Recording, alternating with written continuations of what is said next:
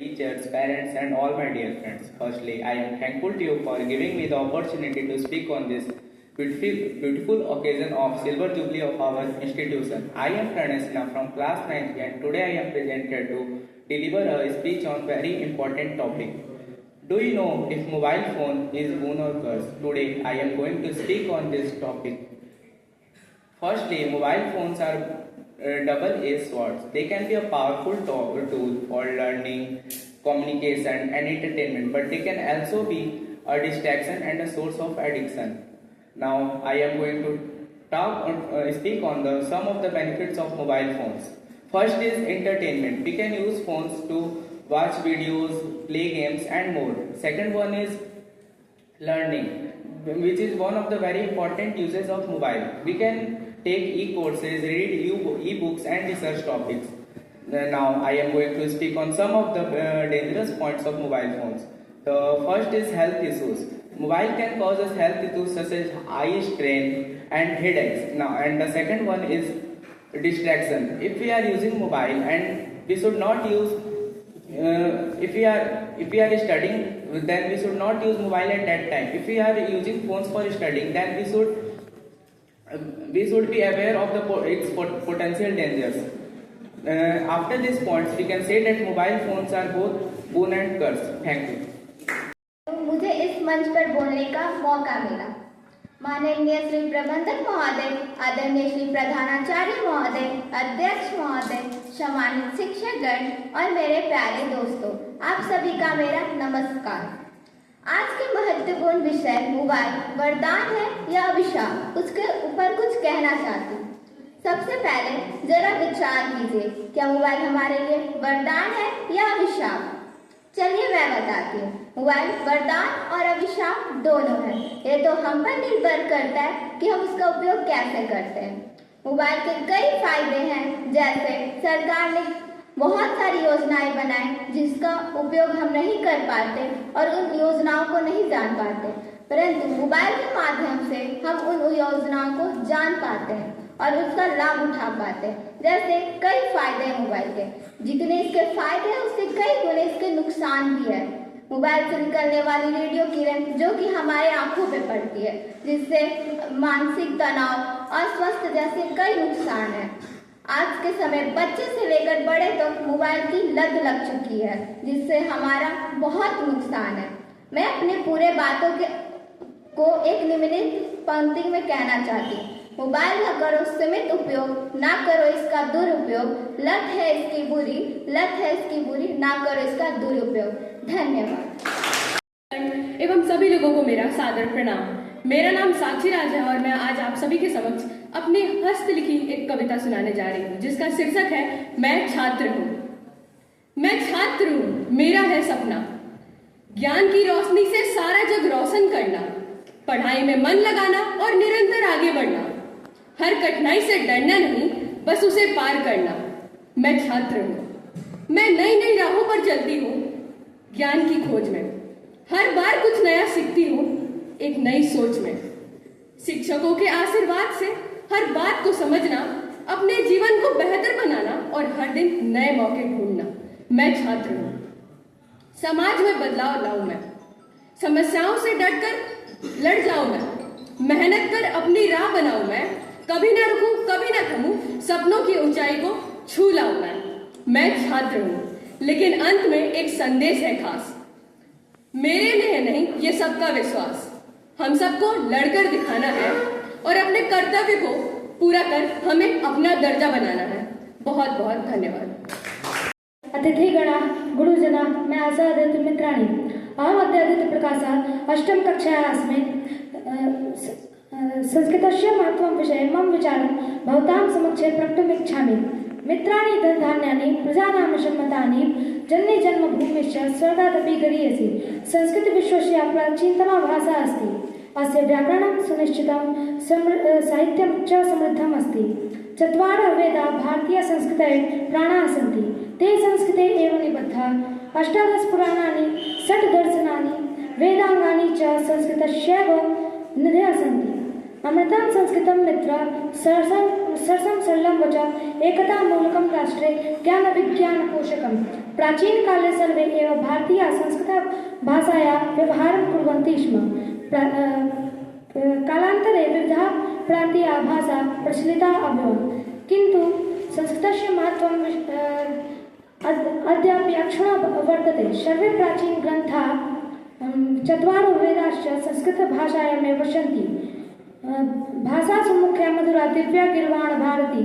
संस्कृतभाषा सर्वासु भाषासु प्राचीनतमा इत्यत्र नास्ति कोऽपि विवादः। अतः संस्कृतस्य महत्त्वम् अवगन्तुम् आदरं कुर्वन्ति इति मम प्रार्थना। सर्वे भवन्तु सुखिनः, सर्वे सन्तु निरामयाः, सर्वे भद्राणि पश्यन्तु, मा कश्चित् दुःखभाग् भवेत्। जय हिन्द, जय भारतम्।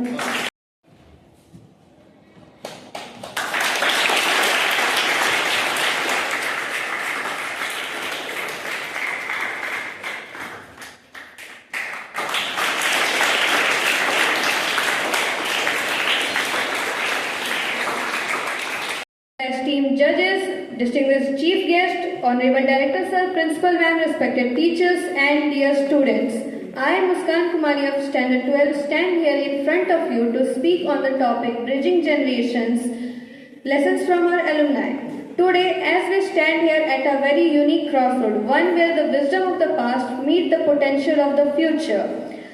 Bridging our generations doesn't mean that preserving the traditions only. It is also about learning, adapting and growing together. Our alumni, the torchbearers of this institution's legacy, have not only excelled but paved the way for us to inspire and learn from their achievements. That challenges is just an opportunity that is in disguised form. Failure is not the end but a stepping stone to the success. Each alumni represents a chapter in our school history, a chapter filled with the lessons of perseverance, resilience, courage, and many more values that we can learn from them. As we stand here to celebrate their journey, let us remember one thing, that whatever we are building today will continue to inspire the future generations. We all are part of a very good and incredible journey, so let us create a legacy and values that will continue to remain timeless for this institution and for other people as well. Thank you very much. Distinguished guests, Honorable Director Sir, respected Principal Ma'am, Vice Principal Sir, esteemed teachers and all my dear friends. A very warm and cheerful good morning to all of you. Here I am, Jahanvi Singh of Class 11C, and my today's topic is pollution. But firstly, I would like to thank the teacher who has given me the opportunity to speak here today. So, pollution is an immense problem having severe impact over our lives. Today, what we are facing has become a threat to our environment and our future itself. And today what we are witnessing is something that nobody thought we ever would. The holy Yamuna river is covered in toxic chemical foams. Our capital Delhi is covered under obnoxious gases and smoke. And not to forget the ozone layer depletion, which demonstrates how far we humans can go with our activities. And this problem is alarming and if not addressed quickly, will swallow us all. But it is not just the chemical industries and vehicles that are responsible for this problem, but somewhere all of us are equally responsible. And we can address this problem even by starting at the household level, like segregating waste properly, saving electricity and water, keeping our locality and household clean, and then encouraging others to do so. So hereby I would like to conclude my speech. Thank you. संभावनावासी विद्यालय पढ़ते हैं साहित्य के संबंधित युवजन जयंती वर्ष संबंध क्या कहें आपको कैसा लगा यहाँ आने के बाद जो बच्चों से बातचीत संभावना विद्यालय में आने पर ऐसा लगा कि किसी स्वस्थ और सुंदर परिवेश में मैं आ गया हूँ। यहाँ के शिक्षक और बच्चे पूरी ईमानदारी के साथ अपने छात्रों को विषयवार शिक्षा देते हैं। साहित्य के विषय में, संगीत के विषय में, खेल कूद के विषय में, और जिसका सुफल प्रतियोगिता परीक्षाओं में आता है, और वे विभिन्न बाहरी परीक्षाओं में भी अपने शैक्षणिक योग्यता के साथ अन्य गतिविधियों में भी पुरस्कृत होते हैं, सम्मानित होते हैं। यह जानकर बड़ी प्रसन्नता हुई और भविष्य में भी यह विद्यालय संभावना परिवार के साथ आगे बढ़ता रहे और अपनी उपलब्धियों को प्राप्त करे। परिवार जो है, इस विद्यालय परिवार में असीम संभावनाएं हैं और जो यहाँ पर छात्र जो अपनी योग्यता हासिल कर रहे हैं, इसमें आज कार्यशाला में हम लोग की उपस्थिति और बच्चों की उपलब्धि देख करके बहुत ही मैं प्रभावित हुआ हूँ।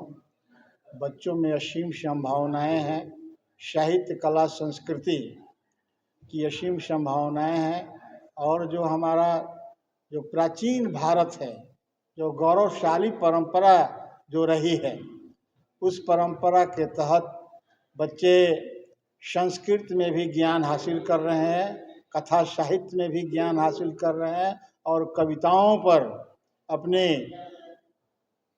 अपना जो अनुभव है, अपनी उपलब्धि बहुत ही बखूबी दे रहे हैं। और मैं यही कहना चाहता हूँ कि संभावना विद्यालय परिवार जो पूरे शाहाबाद क्षेत्र का एक सर्वोच्च मानक परिवार है, बच्चों के भीतर की ऊर्जा को वो ढूंढ रहा है और प्रज्वलित कर रहा है, एक प्रतिस्फुटन दे रहा है और आकार ग्रहण कर रहा है। बच्चों में असीम संभावना है। विद्यालय परिवार के प्रति मैं अपने हृदय से पूरी समग्रता के साथ मैं साधुवाद मुबारकबाद दे रहा हूँ कि यह विद्यालय दिन प्रतिदिन अपनी ऊंचाइयों को पर और अग्रसर होता रहे और इसी तरह से यहाँ पर हम लोग बार बार आते रहें। बच्चों के बीच में हमारा मन भी, हम सभी का मन भी बच्चा बच्चा बना रहे। जय हिंद, जय भारत।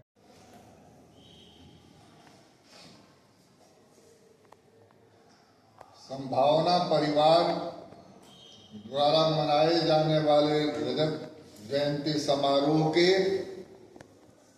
16वें दिन मैं आप लोगों के बीच में हूँ। कैसे आया और नहीं आया, जनार्दन जी ने बढ़िया से बता दिया। और इन्होंने जो कहा अच्छा ही कहा, मेरे लिए प्रशंसा भी बहुत की, लेकिन मेरा एक अपना लोभ था जो मैं आप लोगों के बीच में आ गया। आरा विश्वविद्यालय, कुंवर सिंह विश्वविद्यालय के भोजपुरी विभाग में मुझे जाना था, तो वहाँ कुछ कार्यक्रम होता और आप लोग बच्चों के बीच में आना है। मैं इसलिए आया कि बच्चों के बीच में जाना अच्छा लगता है और आरा में आने पर भोजपुरी नहीं बोले, हिंदी बोले, वो भी हमको खराब लगता है। लइकन के संग सभी भुजत हुई भोजपुरी, लइकन के संग तहा बाजे मृदंग, बूढ़वन के संग तहा खर्ची पर्तन का जनार्दन। तो वहाँ विश्वविद्यालय में बूढ़े लोग थे और उन बूढ़ों के बीच में जाकर अपनी ही खर्ची की बात करनी होती, इसलिए मैंने सोचा कि बच्चों के बीच में चलेंगे, मृदंग बजेगा, आनंद होगा।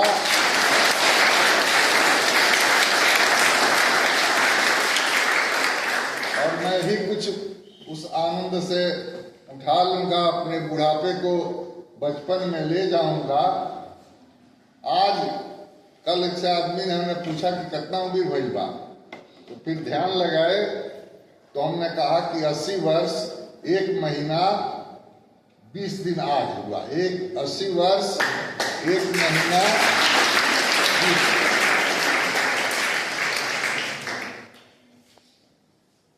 बातें बहुत सी करनी है, साहित्य की चर्चा करनी है और साहित्य सत शब्द से बना है, मिलने जुलने का।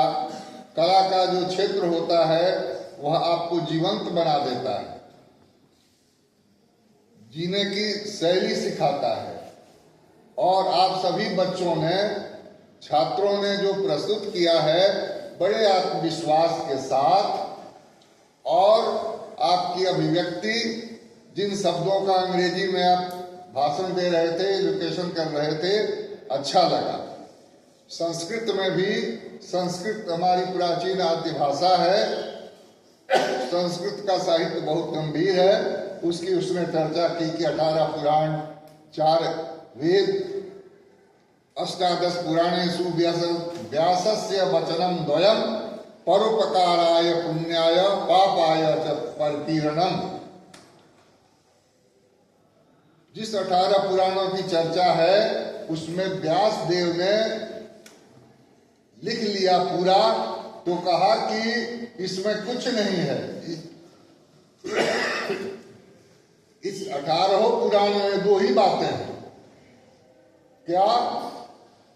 दूसरे को दुख नहीं देना, दूसरे को प्रताड़ित नहीं करना, यह पाप है। और पुण्य क्या है? दूसरे को सुख देना। परोपकाराय पुण्याय पापाय च परकीर्णम। तुलसीदास ने भी कहा कि परहित सरिस धर्म नहीं भाई, पर पीड़ा नहीं जग अधमाई। दुनिया में सबसे अधम काम दूसरे को दुख देना है।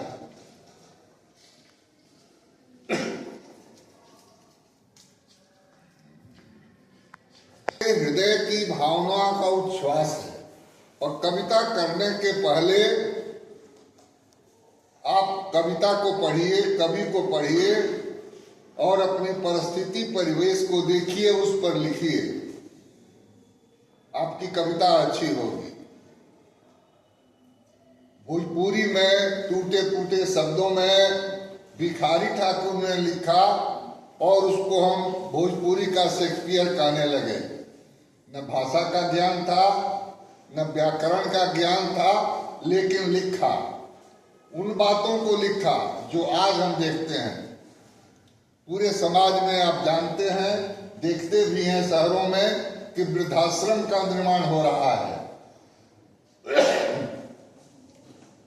भिखारी ने उस समय एक नाटक लिखा बुढ़शाला, बुढ़शाला नाम से, और उसमें इन्हीं परिस्थितियों की चर्चा थी कि ऐसा नहीं हो कि हमारे बूढ़े ओल्ड एज होम में जाएं। आज संबंधों की जो बात होती है, उस संबंध में होता है कि बतोहू सास को प्रताड़ित करती है। यहां मैं इधर देख रहा हूं, आप भी पढ़ रहे हैं, शांति स्मृति, यह एक सास का नाम है और उसकी पतोहू ईमानदारी के साथ, पूरे निष्ठा और सद्भावना के साथ अपने सास को याद कर रही है। यह प्रेरणा की बात है, जानने और सीखने की बात है। आप जानते होंगे अर्चना जी की सास का नाम है। तो इस ढंग से बहुएं आज भी हैं। ऐसा नहीं है कि बहू नहीं है और उसका स्वभाव बदल गया, लेकिन समाज के बदलने के चलते, उस परिवेश के चलते हम अनेक संबंधों को समाप्त कर रहे हैं, खो रहे हैं। बहुत परिवार है जिसमें आपको मौसी नहीं मिलेगी, फूआ नहीं मिलेगा, चाची नहीं मिलेगी। केवल आप mother in law, daughter in law से काम चलाइएगा। उधर एक ही शब्द है सबके लिए। हमारे यहाँ बहन है, भाभी है, फूआ है, काकी है, नानी है, चाची है। ये संबंध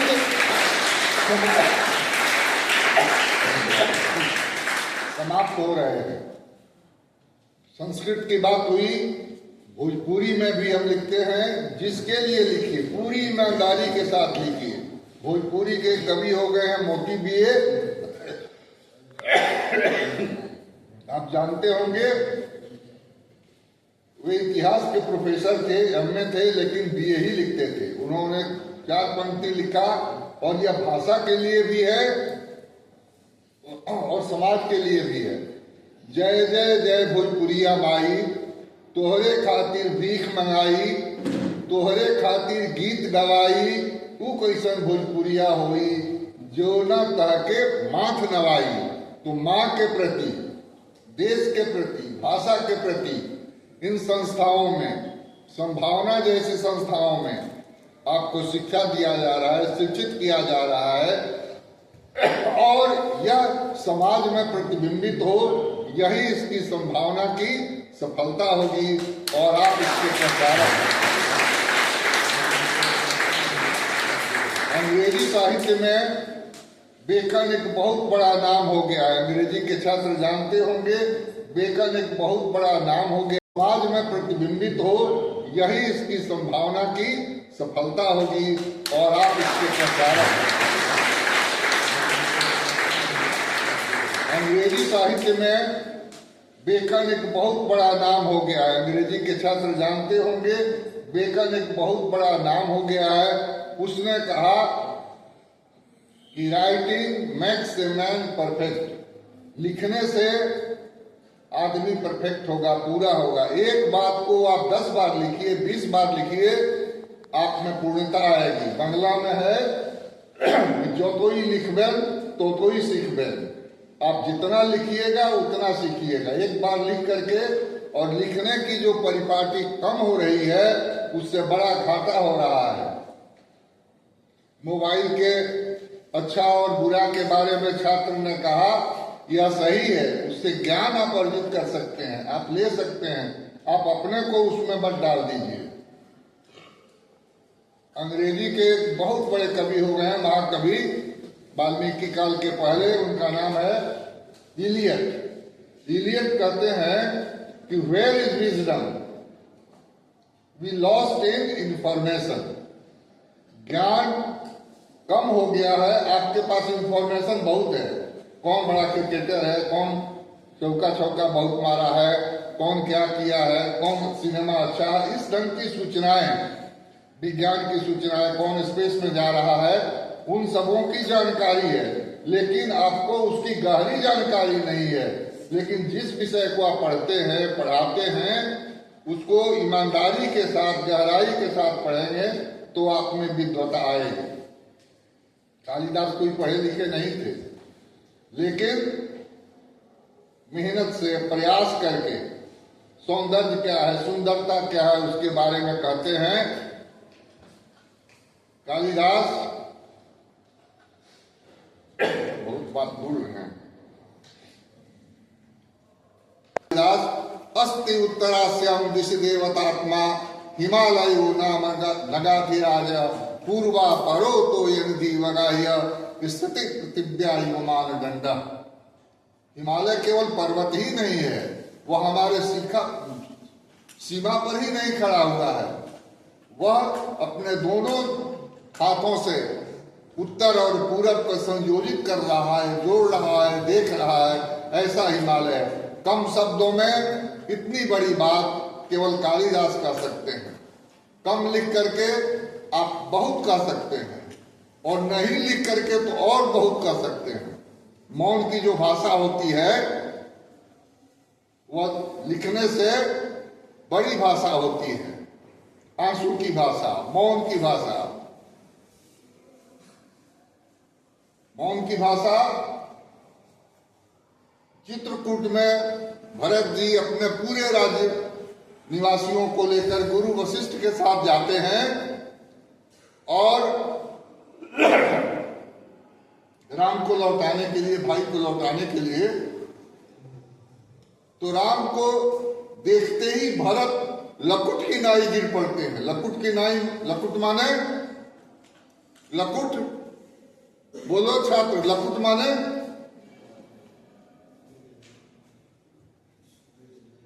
लकुट माने लाठी। लाठी की तरह गिर जाते हैं। दंडवत आप लोगों ने किया है कभी बाप माई को, गुरु जी को दंडवत? क्या दंडवत है? केवल प्रणाम करना ही नहीं, पूरे अंग से गिर जाना दंडवत कहलाता है। जैसे दंड गिर जाता है, उसका एक सिरा और दूसरे सिरा धरती पर, उसको दंडवत कहते हैं।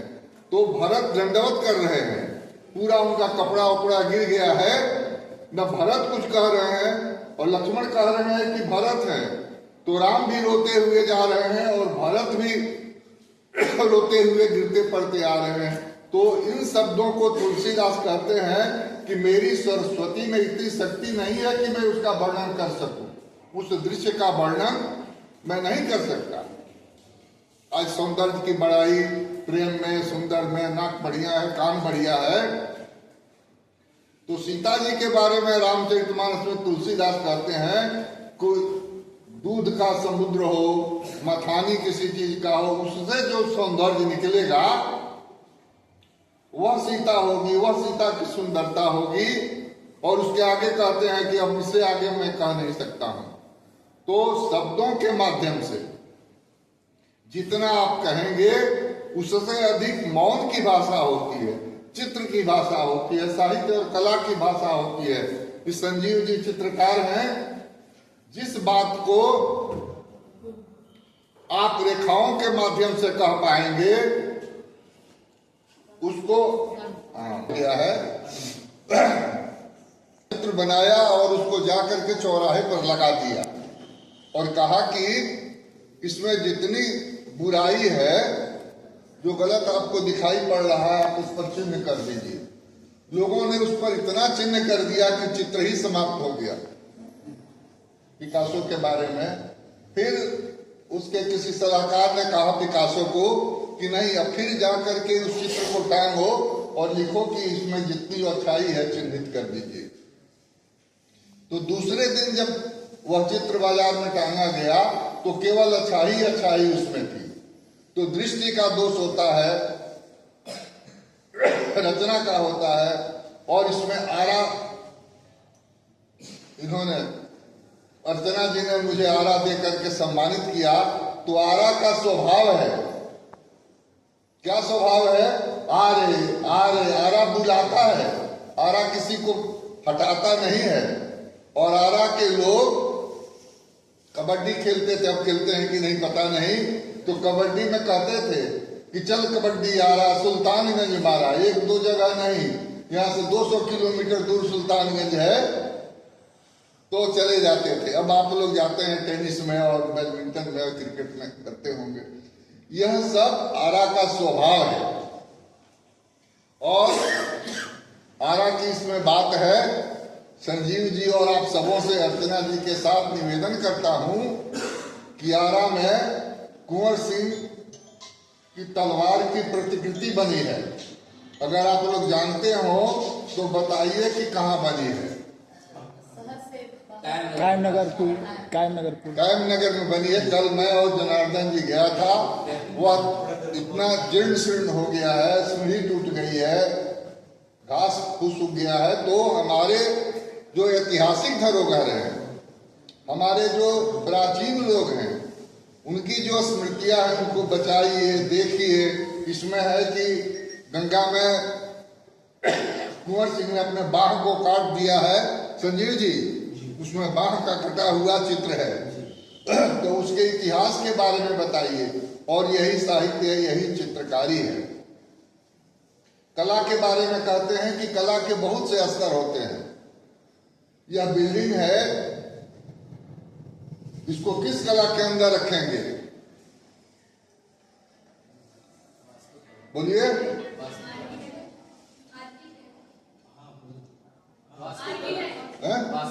वास्तुकला, इसको वास्तुकला के अंदर रखेंगे। और वास्तुकला जो है वह पूरा गारा मिट्टी। जयंती मंगला काली भद्रकाली कपालिनी दुर्गा क्षमा शिवा धात्रे स्वाहा सुधा नमस्तुते। मंगलं भगवान विष्णु मंगलं गरुणाध्वजा।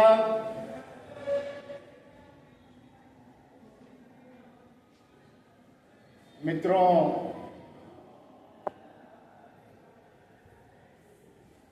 आज बहुत ही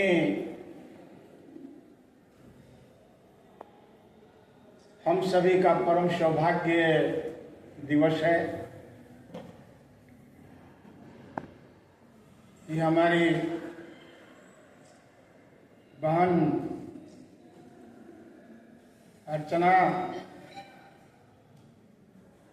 सुबह सुबह में हमारे लिए संदेश दी कि भैया आपको विद्यालय में आना है।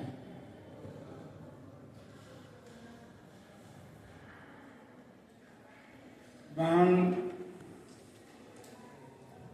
जब कभी भी याद करती है तो मैं सारे महत्वपूर्ण कार्यों को छोड़ते हुए भी बहन के आदेश का मैं निर्वहन करता हूँ।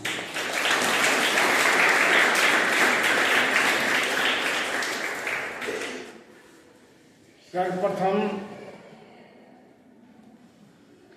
विश्वविद्यालय पुनीत महाविद्यालय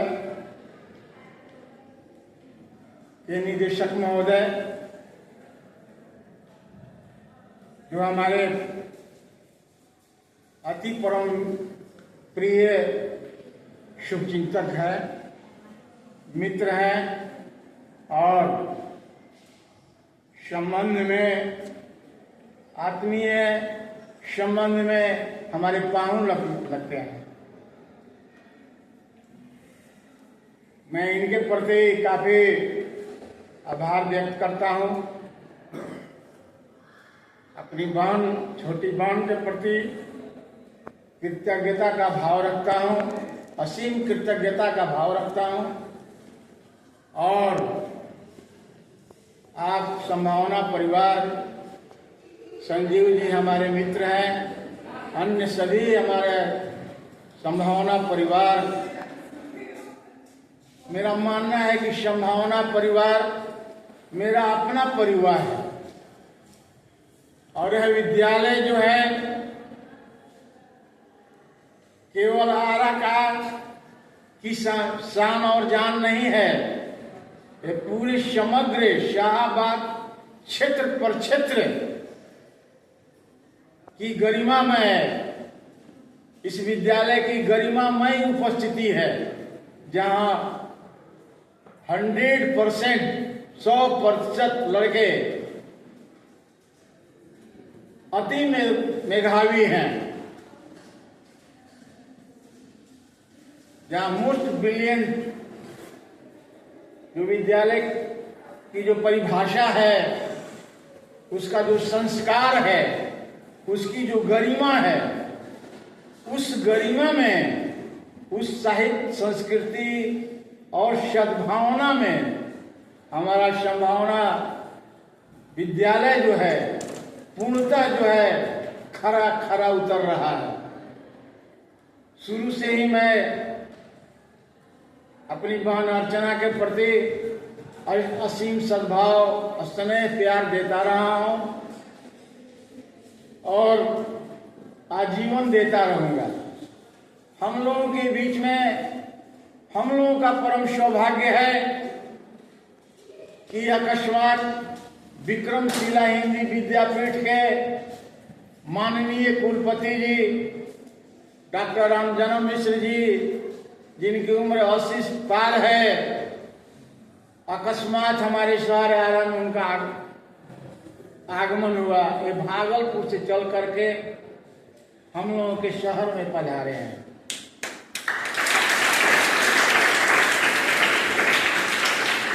जब हमारी बहन का फोन आया, अर्चना जी का, कि भैया आपको आना है, हमने कहा कि देखो हम आपकी बात का हम 100% पालन करेंगे, लेकिन थोड़ी मेरी व्यस्तता है। और व्यस्तता इस प्रकार का है कि माननीय कुलपति जी, जो हमारे परम अभिभावक हैं, हमारे आवास पर पधारे हैं। हमने बहन की ओर से, अर्चना बहन की ओर से माननीय कुलपति महोदय जी से आग्रह किया, अनुनय विनय किया कि सर चलिए संभावना स्कूल का जरा सा हम लोग निरीक्षण कर लें, संभावना परिवार को आपका आशीर्वाद मिल जाएगा तो बहुत ही हम लोग धन्य हो जाएंगे, यहाँ की भूमि धन्य हो जाएगी। इन्होंने मेरे आग्रह को स्वीकार किया और कुंवर सिंह विश्वविद्यालय का प्रोग्राम था, भोजपुरी विश्वविद्यालय का, जहाँ इनको सादर अभिनंदन करना था। हम लोगों ने कहा कि बाद में हम लोग आएंगे भोजपुरी विभाग में, पहले हम लोग संभावना चाहते हैं। जहाँ संभावना है, जिसके नाम के आगे ही संभावना है, केवल चिंतन मनन की आवश्यकता है कि हम कैसे अपने को संभावना में परिणत कर लें। आज बच्चों के द्वारा जो भी प्रस्तुति दी गई, कविता, कहानी,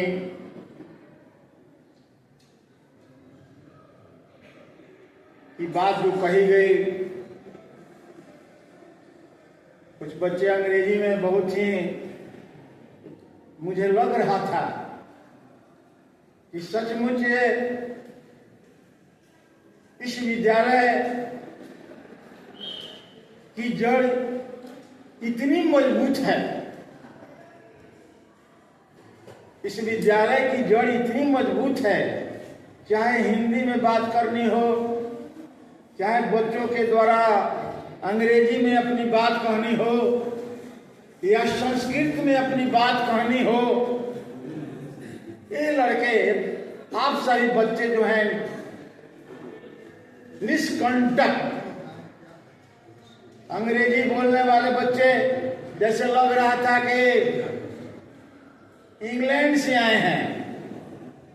संस्कृत बोलने वाले बच्चे मुझे लगा कि बनारस से कहीं संस्कृत का सर्वोच्च डिग्री हासिल करके आए हैं। और जो हमारी बच्चियां या बच्चे जो कविता पाठ किए हैं, उनमें कविताओं की प्रबल संभावना मुझे दिखी।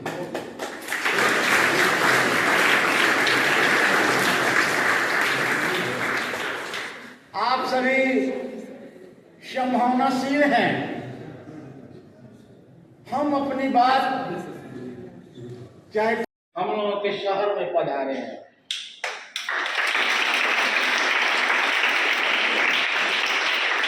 जब हमारी बहन का फोन आया अर्चना जी का कि भैया आपको आना है, हमने कहा कि देखो हम आपकी बात का हम 100% पालन करेंगे, लेकिन थोड़ी मेरी व्यस्तता है। और व्यस्तता इस प्रकार का है कि माननीय कुलपति जी जो हमारे परम अभिभावक हैं, हमारे आवास पर पधारे हैं। हमने बहन की ओर से, अर्चना बहन की ओर से माननीय कुलपति महोदय जी से आग्रह किया, अनुनय विनय किया कि सब चलिए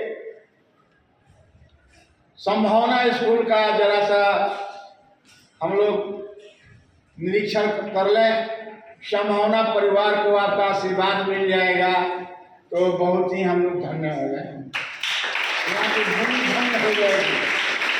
उन्होंने मेरे आग्रह को स्वीकार किया और कुंवर सिंह विश्वविद्यालय का प्रोग्राम था, भोजपुरी विश्वविद्यालय का, जहाँ इनको सादर अभिनंदन करना था। हम लोगों ने कहा कि बाद में हम लोग आएंगे भोजपुरी विभाग में, पहले हम लोग संभावना चाहते हैं। जहाँ संभावना है, जिसके नाम के आगे ही संभावना है, केवल चिंतन मनन की आवश्यकता है कि हम कैसे अपने को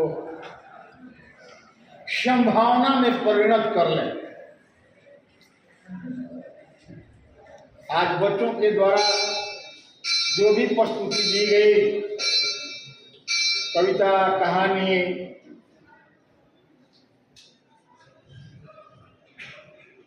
की बात जो कही गई, कुछ बच्चे अंग्रेजी में बहुत ही, मुझे लग रहा था कि सचमुच इस विद्यालय की जड़ इतनी मजबूत है,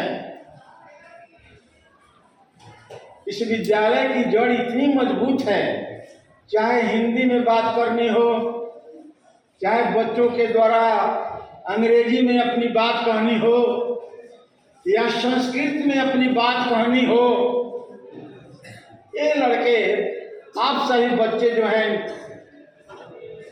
निष्कंटक अंग्रेजी बोलने वाले बच्चे, जैसे लग रहा था कि इंग्लैंड से आए हैं। संस्कृत बोलने वाले बच्चे, मुझे लगा कि बनारस से कहीं संस्कृत का सर्वोच्च डिग्री हासिल करके आए हैं। और जो हमारी बच्चियां या बच्चे जो कविता पाठ किए हैं, उनमें कविताओं की प्रबल संभावना मुझे दिखी।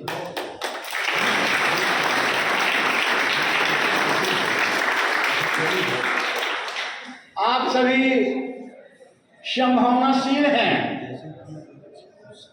हम अपनी बात चाहे कविता में कहें, कहानी में कहें,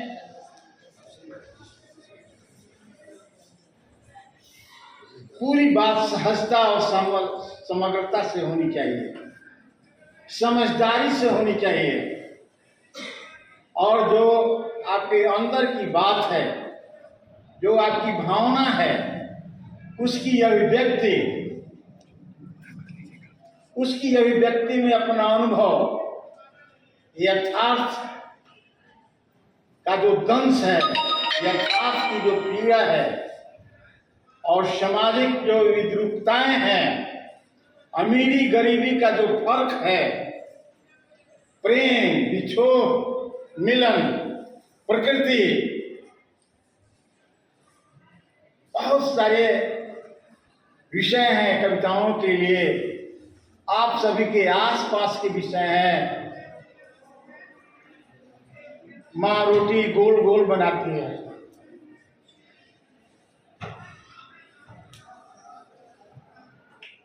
तुम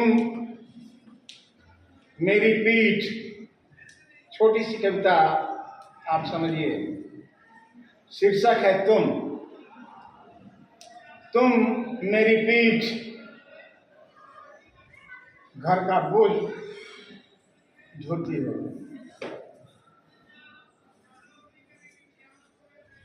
प्रेमी बोल रहा है अपनी प्रेमिका से, तुम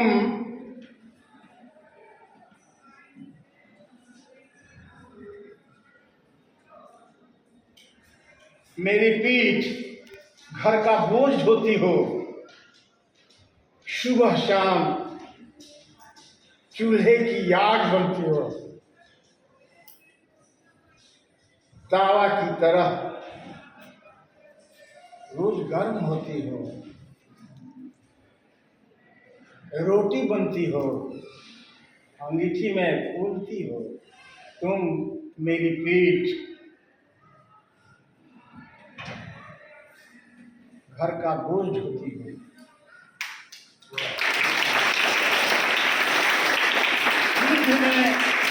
युद्ध में जैसे सीमाओं पर तुम खड़ी, युद्ध में जैसे सीमाओं पर, देश की सीमाओं पर तुम खड़े,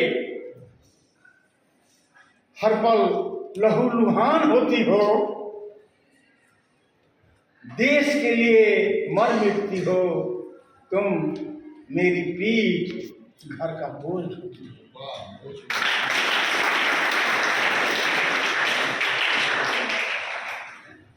दिनकर की पंक्ति है, राष्ट्रकवि दिनकर की पंक्ति है,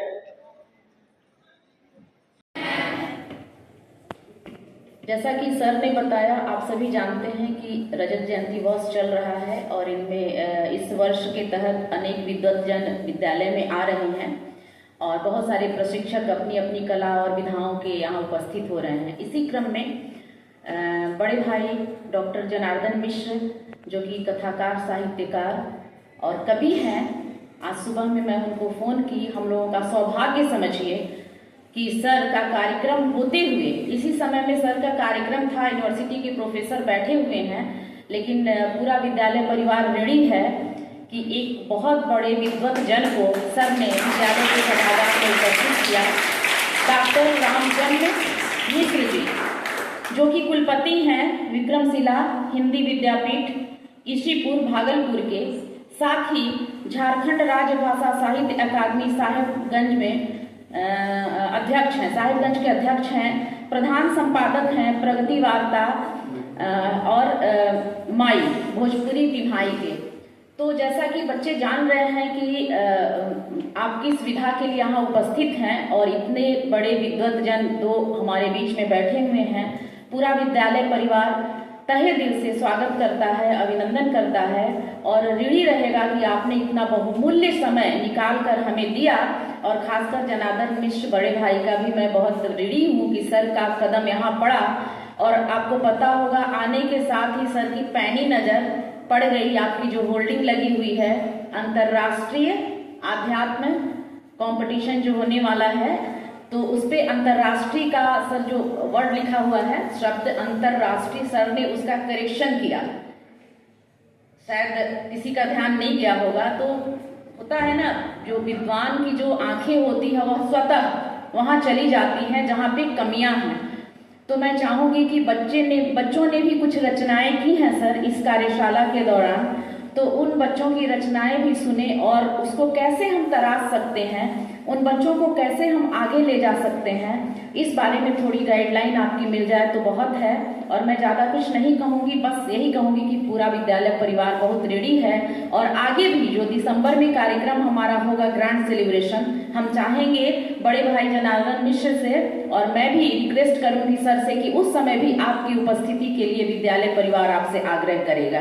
सर आए, पूरे परिवार की तरफ से सर का बहुत बहुत स्वागत, बहुत बहुत अभिनंदन। गुरुदेव को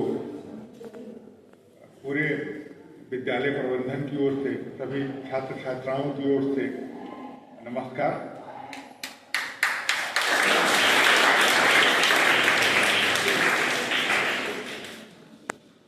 धन्यवाद देने से पहले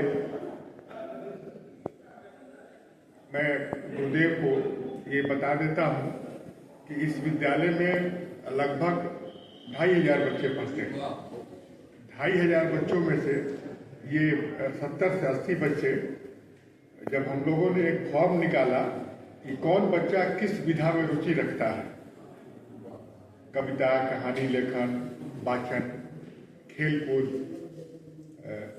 नाट्य कला, गीत संगीत, गायन वादन, इन सारे चीज़ों का एक साथ 45 दिवसीय कार्यशालाएँ चल रही हैं।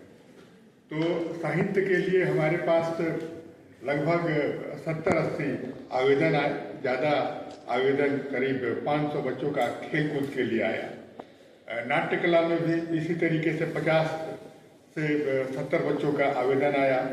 गायन वादन में कुछ ज़्यादा बच्चों की रुचि होती है नृत्य में, उसमें भी लगभग 300-400 बच्चों का आवेदन आया। तो सबसे पहले तो जो साहित्य में रुचि रखने वाले ये जो 70 बच्चे हैं, उनको बहुत बहुत धन्यवाद। आज मोबाइल के युग में लिखना एक बहुत बड़ी चुनौती है। हम लोग भी, अब तो हम लोग 55 साल की मेरी उम्र हुई, पहले मैं पत्रकारिता किया करता था। नवभारत टाइम्स में जब बिहार से निकलती थी, उसमें मैं वहाँ पटना डेस्क पर था और लिखता था। तो उस समय मोबाइल नहीं था, छोटा वाला मोबाइल भी नहीं था, जो भी था कागज पर ही पेन से लिखना होता था। आज तो कुछ लिखने का होता है तो मोबाइल सामने रख के मुंह से बोल के आदमी लिख लेता है, लेकिन उस समय लिखना होता था, हर सही, दीर्घई, मात्रा का ज्ञान, इन सारी चीज़ों को बड़ा बारीकी से देखना पड़ता था। और जो लिखकर सभी जिलों से आता था, उनका भी एडिटिंग करना पड़ता था। तो अब वो युग रहा नहीं। मैं देखता हूँ अब जब बच्चे पढ़ते हैं तो उनको कुछ नहीं आता है तो मोबाइल पर गूगल से पूछते हैं कि इसका आंसर क्या होगा, लेकिन वो ज्ञान अधूरा है। जो चीज़ हमको किताब पढ़ के जो ज्ञान अर्जित हम कर सकते हैं, वो मोबाइल से अर्जित नहीं कर सकते हैं। अगर हम किताब से किसी क्वेश्चन का आंसर अगर हम किताब पढ़कर लिखते हैं तो हमको उस पूरे चैप्टर के बारे में जानकारी होती है, और गूगल पर वहीं हम पूछ के लिख लेते हैं तो सिर्फ उस क्वेश्चन का जानकारी होगा, पूरे चैप्टर का जानकारी नहीं होगा। तो लिखना पढ़ना ये बहुत जरूरी है। जब तक आप मोबाइल से दूर नहीं होंगे तब तक किताब से नहीं जुड़ेंगे, और जब तक किताब से नहीं जुड़ेंगे आप सही सही लिखना, सही सही पढ़ना नहीं सीख सकते हैं। तो सबसे जरूरी है, आप साहित्य में रुचि रखते हैं, कविता लिखना चाहते हैं, कहानी लिखना चाहते हैं, संस्मरण लिखना चाहते हैं, तो सबसे जरूरी है कि मोबाइल से दूर हो जाएं, किताबों का अध्ययन करें, पढ़ें, अच्छे अच्छे कवि की किताबों को पढ़ें, अच्छे साहित्यकार के जो उपन्यास हैं, पत्रिकाएं हैं, उनको पढ़ें। आपको खुद ब खुद लगेगा कि हम भी लिख सकते हैं, हम भी कुछ कर सकते हैं। यहाँ पधारे डॉक्टर रामजन्म मिश्र जी हैं, कुलपति, साहित्यकार, प्रकांड विद्वान और हमारे जिले के नामचीन कवि जनार्दन मिश्र जी हमारे मित्र भी हैं, और जैसा कि इन्होंने बताया एक रिश्ता भी इनसे है। छोटे हैं कि बड़े हैं ये मैं नहीं जानता, लेकिन साले हैं।